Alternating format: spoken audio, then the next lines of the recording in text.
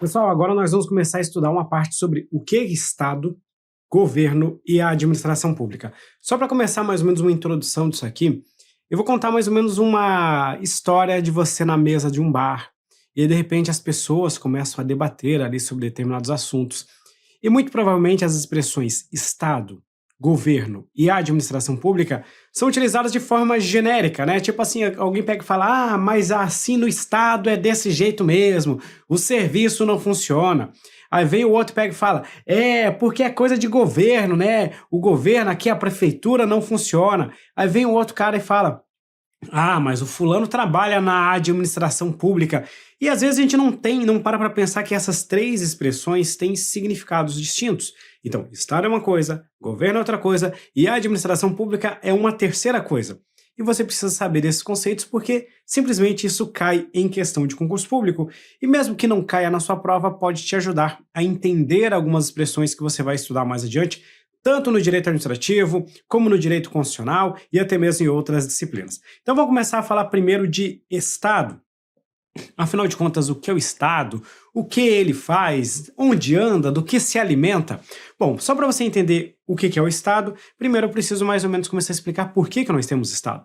Bom, nós temos Estado simplesmente porque precisamos de alguém para conduzir a vida em coletividade, dentro de determinado povo, dentro de determinada região, e esse povo e essa região normalmente elege um governo justamente para definir aí as suas regras, as suas prioridades. Então vem aqui a noção de Estado, e para eu entender o que é Estado, eu preciso de três elementos que estão juntos. Quais são esses três elementos? O primeiro desses três elementos nós vamos chamar de povo. Professor, o que é o tal do povo? Povo nada mais é do que aquilo que nós denominamos de componente humano do Estado. E de forma mais simples, são as pessoas que fazem parte desse Estado. De forma técnica, né, já trazendo aqui um pouquinho do juridiquês, esse aqui é o elemento demográfico. Não sei se você lembra das suas aulas de geografia na escola, a gente falava lá do componente demográfico, é a quantidade de pessoas, basicamente. Aqui, quando eu falo de povo, eu estou falando do cidadão, aquela pessoa que faz parte do Estado, né, que compõe as pessoas então que compõem o Estado. Deixa eu só diminuir um pouquinho isso aqui para ficar um pouco melhor para vocês. Então esse é o primeiro elemento, o povo.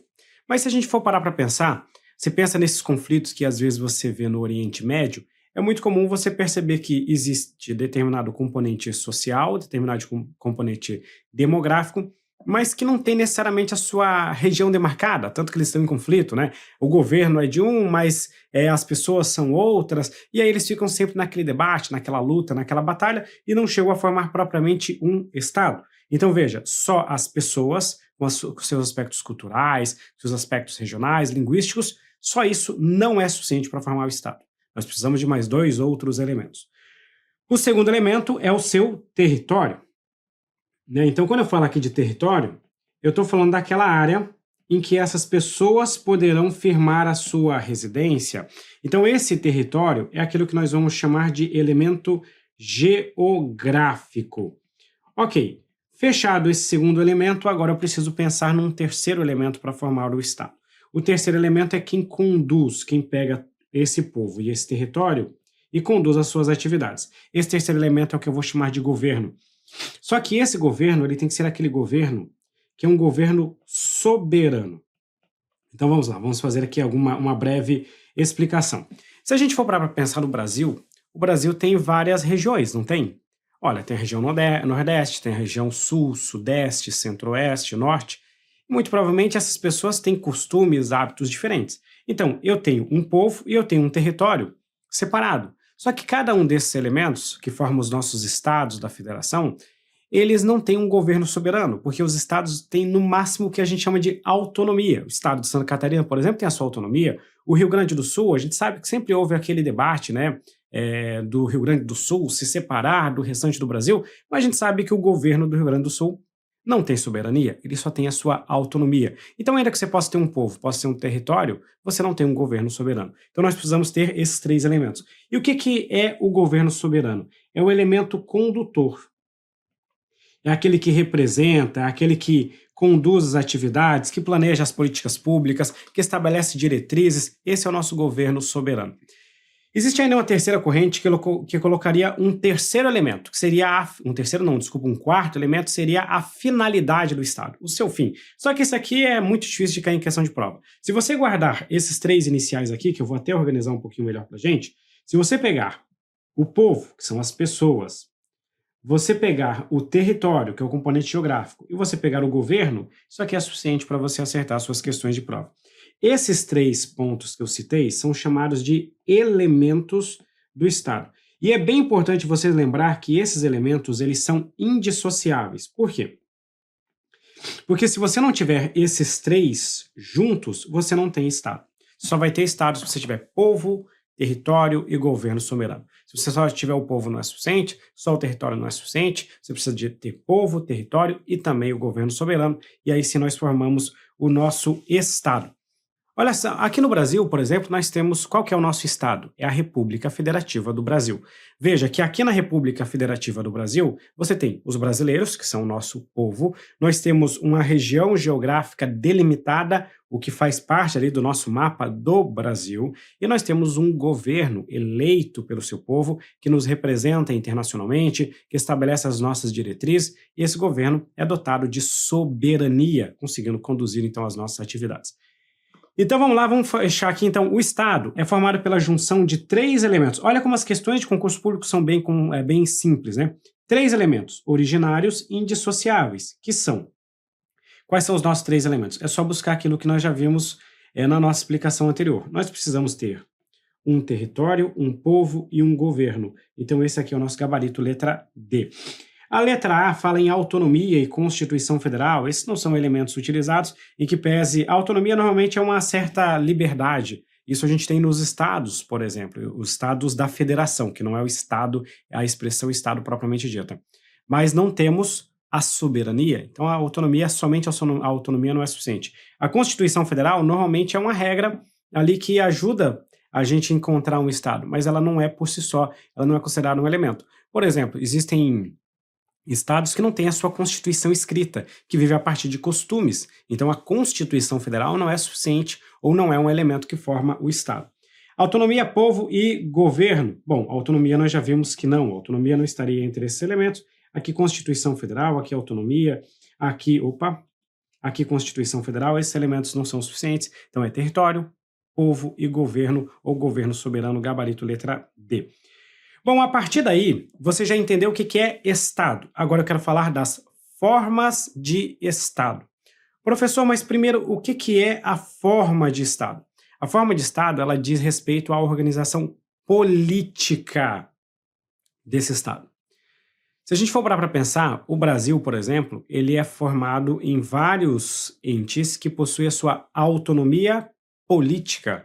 Inclusive, nós falamos em descentralização política, que a Constituição Federal faz, ao atribuir competências aos estados, ao Distrito Federal e aos municípios. Então, veja, nós temos União, estados, Distrito Federal e municípios. Então, essa autonomia política, ela é distribuída em níveis da federação.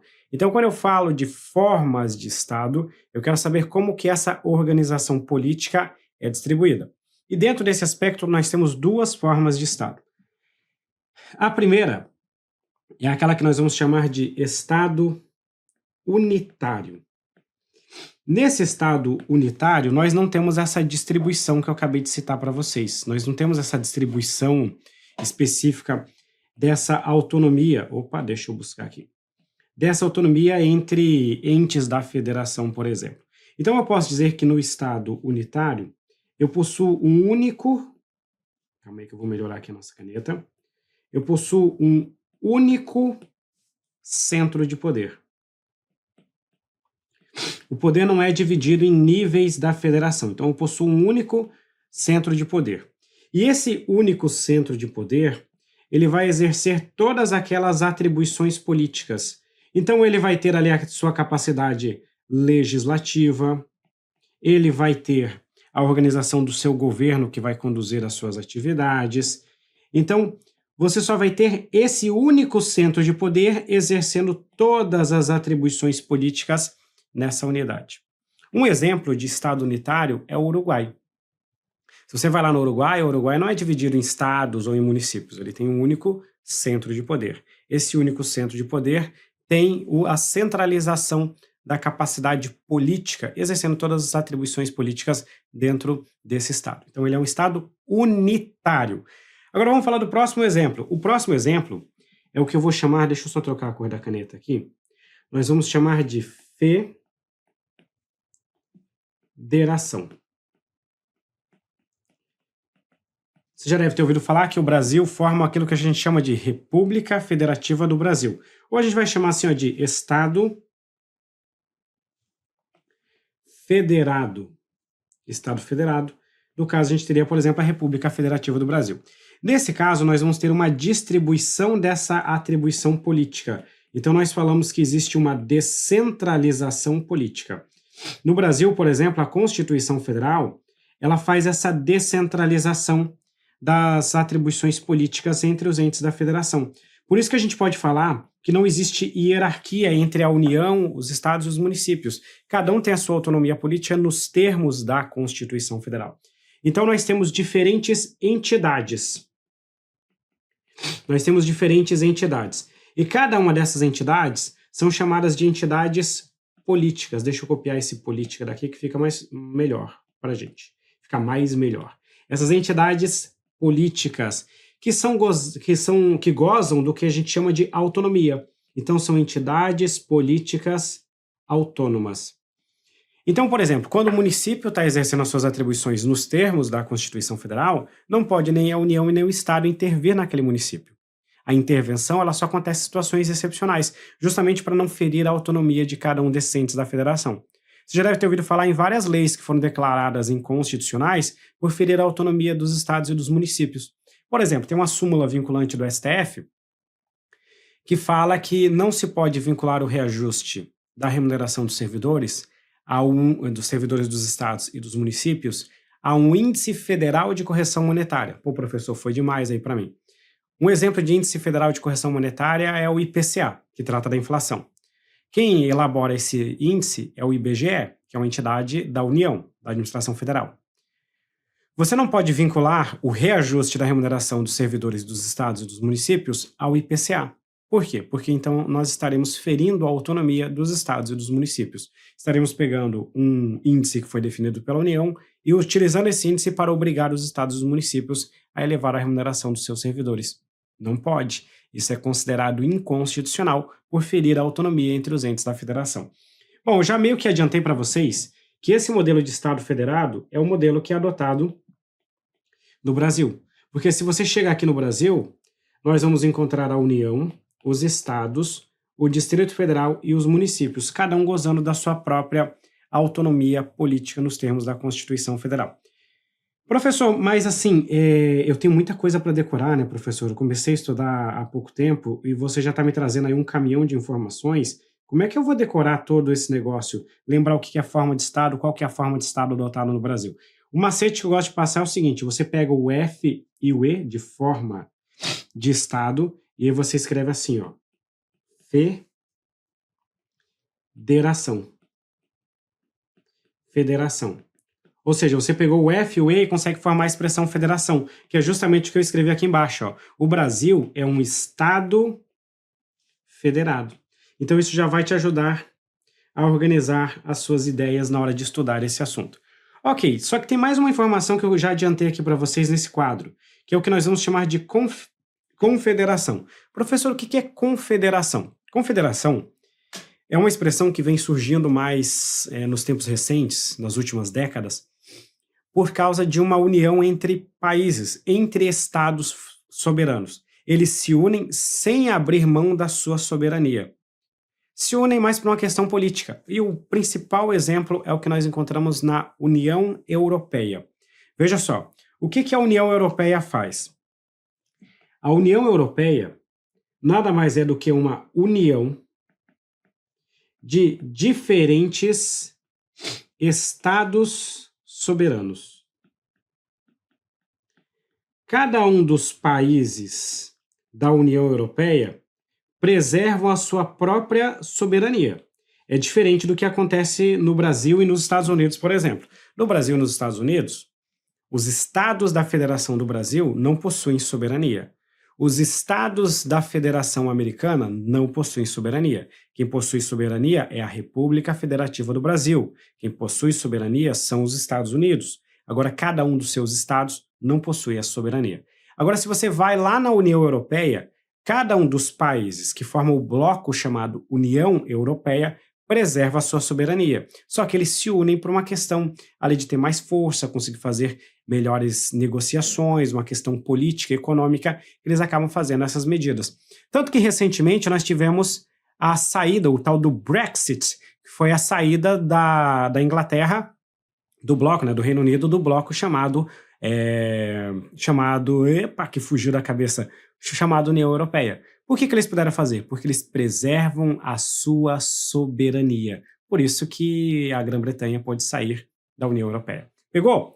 Beleza, vamos avançar mais um pouquinho aqui. Agora nós já entendemos o que é Estado unitário, o que é Estado federado e o que é confederação.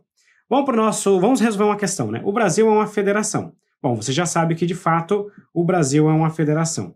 Mas, em razão de dispor de soberania, pela classificação dada pela doutrina, é considerado um Estado unitário. Errado. Cara, não faz nem sentido, né? Se o Brasil é uma federação, ele não pode ser um Estado unitário. Nesse modelo de classificação, compreende-se a existência de um único ente estatal, com centralização política, conforme se depreende do dispositivo constitucional que prevê que Brasília é a capital federal, onde está situado o Congresso Nacional, órgão responsável por centralizar as decisões políticas. Tudo errado, né? Isso aqui é uma falácia que se faz, né, de você utilizar algumas expressões que são verdadeiras para chegar a uma conclusão que não é verdadeira. De fato, nós temos Brasília como capital federal, mas isso não tem nada a ver com a gente ser um Estado unitário. Então, errada essa questão, podemos avançar para a questão subsequente. Tradicionalmente, são conhecidas formas de Estado, quais sejam o Estado unitário e o Estado federado. O Brasil adotou a forma de Estado federado, segundo o qual existe em todo o território nacional apenas um poder soberano. Errado. Olha só. Opa, errado não, certo, né? O Brasil adotou o Estado federado, de fato o Brasil... Deixa eu trocar a cor da caneta. De fato o Brasil é uma federação e em todo o território nacional só existe um poder soberano. Aqui o único problema dessa questão é que ela faz assim um tipo de... Ela coloca o negócio em uma conclusão que não necessariamente uma leva a outra, mas as afirmações são verdadeiras.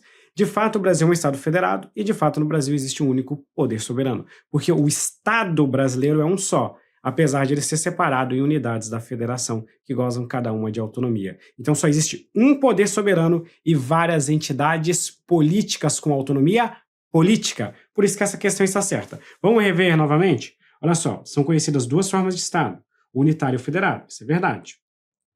O Brasil adotou a forma de Estado federado, isso também é verdade. E existe em todo o território nacional apenas um poder soberano, porque assim, ó, isso aqui seria a nossa federação. Você tem vários estados e municípios com autonomia, mas soberania é um só.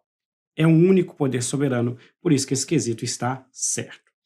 Ok, agora que nós avançamos, eu quero falar com vocês também sobre um outro aspecto desse ponto do Estado, que são os chamados poderes do Estado, nossos poderes estruturais, que formam a nossa estrutura do Estado, em que você tem o poder legislativo, o poder judiciário e o poder executivo. Existe uma obra que deu o ensejo aqui a essa subdivisão dos poderes, que desde Aristóteles já falava disso, né? Mas bem na verdade quem analisou isso aqui de forma detalhada foi o Barão de Montesquieu. E ele trouxe para a gente que, para que não houvesse um absolutismo, seria imprescindível você separar as funções do Estado em 3 espectros, em 3 partes separadas. Cada uma das partes não poderia exercer todos os poderes. Cada uma delas teria o seu poder. Somente com essa divisão do poder você conseguiria vencer aí essas monarquias absolutistas. Então nós teremos uma distribuição dos poderes em 3 partes. Quais são as 3 partes? O legislativo, que naturalmente é quem vai legislar. Então se a gente for colocar aqui, cada um desses poderes vai exercer aquilo que a gente vai chamar de função típica. Então qual que é a função do legislativo? Naturalmente, criar as leis. Então é legislar. Quando eu falo de legislar, é aquele poder que é encarregado de elaborar leis, que criam direitos e criam obrigações. Além disso, nós vamos ter um poder que será encarregado de exercer a função julgadora, ou seja, ele vai julgar. O que é julgar? É resolver conflitos. Você e seu vizinho entram numa discussão sobre o tamanho do muro. Um diz que é de uma forma, o outro diz que é outra forma, e você não chegou a um consenso. Tem que levar isso para o Poder Judiciário, e é o Poder Judiciário que vai resolver a questão. Ele pode adotar uma decisão que não agrade nem você e nem o seu vizinho, mas vai ser a decisão final. O Poder Judiciário julga, emitindo decisões que fazem aquilo que nós chamamos de coisa julgada. É uma decisão definitiva, resolvendo e apaziguando, pelo menos formalmente, os conflitos entre as pessoas. E a terceira função é aquela função de administrar. Nós também podemos chamar a função de executar. Nessa função de administrar, as leis que forem elaboradas pelo Poder Legislativo serão executadas no dia a dia, com a prestação de serviço para a população. Então, olha só, o Legislativo estabelece as regras, o Executivo executa essas regras. E quando houver algum conflito, o Poder Judiciário resolve esses conflitos julgando. Ok? Essas são as três funções. Professor, mas aqui no Legislativo ainda apareceu um número 2. É que no Brasil e em vários países do mundo, o Legislativo, na verdade, ele tem duas funções típicas. A segunda função típica do Legislativo é a função de fiscalizar. Se você pegar a Constituição Federal e for lá no artigo 70 da Constituição, você vai ver que lá, quando ele fala do controle, ele fala do tal do controle externo que cabe ao Congresso Nacional. Esse controle externo é uma função de fiscalização. Quem faz o controle orçamentário e financeiro no Brasil é o Poder Legislativo com auxílio do Tribunal de Contas da União. Então ele tem também essa função de fiscalizar. É por isso que a gente tem CPI, a tal da Comissão Parlamentar de Inquérito, é uma atividade de fiscalização, por exemplo, que o Legislativo faz. Veja, quando ele está conduzindo uma CPI, ele não está elaborando uma lei. Quando o Legislativo está julgando as contas do Presidente da República, ele não está elaborando uma lei. Nessas atividades ele está fiscalizando. Então, legislar e fiscalizar, Legislativo. Julgar, Judiciário. Administrar, o Poder Executivo. Só que se você for parar para pensar, pensa se você for prestar um concurso público, por exemplo, para o Poder Judiciário. Lá no Poder Judiciário você vai trabalhar numa comissão de licitação. Você não está julgando, você está administrando.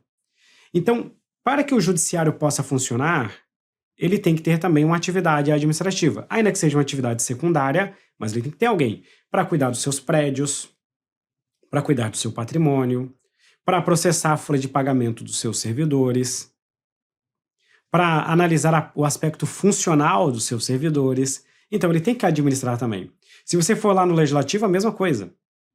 Então, a bem da verdade, todos os poderes, além da função típica, eles exercem uma função secundária, que é chamada de função atípica, porque a Constituição fala que os poderes são independentes e harmônicos entre si. Então, existe uma harmonia. Para preservar essa harmonia, eles têm que exercer também uma atividade atípica. Porque pensa comigo, se o Judiciário só julgasse, bastava ao Executivo não encaminhar os recursos para fazer a parte administrativa do Judiciário. E aí o Judiciário não ia funcionar mais. Então, por isso que cada um tem que ter a sua atividade atípica, justamente para preservar a sua autonomia. Agora você pegou o fio da meada, agora você vai entender. Então, o Legislativo, ele tem duas funções atípicas. Quais são as funções atípicas do Legislativo? Primeiro, julgar. Por exemplo, o Legislativo julga o presidente da República em processos de crime de responsabilidade, o famosíssimo processo de impeachment. Quem é que não lembra, lá em 2015, acho que foi 2015, né? 14, 15, agora não lembro direito, em que a gente teve o impeachment da então presidente Dilma Rousseff. O que foi aquilo? Um julgamento realizado no âmbito do Poder Legislativo. Então é a função de julgar. O Legislativo, assim como todos os demais poderes, também vai ter uma função de administrar. É aqui que ele cuida do seu patrimônio, que ele faz as suas licitações, que ele faz a gestão de pessoal e assim sucessivamente. No Judiciário também nós vamos ter lá uma seção responsável por administrar, conduzir suas licitações, cuidar do seu patrimônio, gerir os seus servidores públicos. Essa é a função de administrar. O Poder Judiciário, atipicamente, também tem uma função de legislar. Por exemplo, o STF elabora o seu regimento interno. Os tribunais, em geral, têm os seus regimentos internos. É uma atividade legislativa do Poder Judiciário.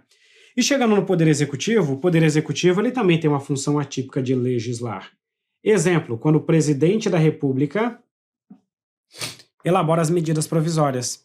Quando o presidente da República exerce a tal das leis delegadas, quando o presidente da República edita os decretos autônomos. Essa é uma atividade legislativa no âmbito do Poder Executivo. Existe uma polêmica, eu vou colocar aqui, ó. Nós poderíamos dizer que ele também vai julgar, por exemplo, quando chega um processo administrativo disciplinar que é julgado pelo Poder Executivo. Isso seria um julgar.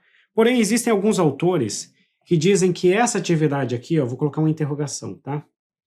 Que essa atividade de julgar não é desempenhada pelo Poder Executivo.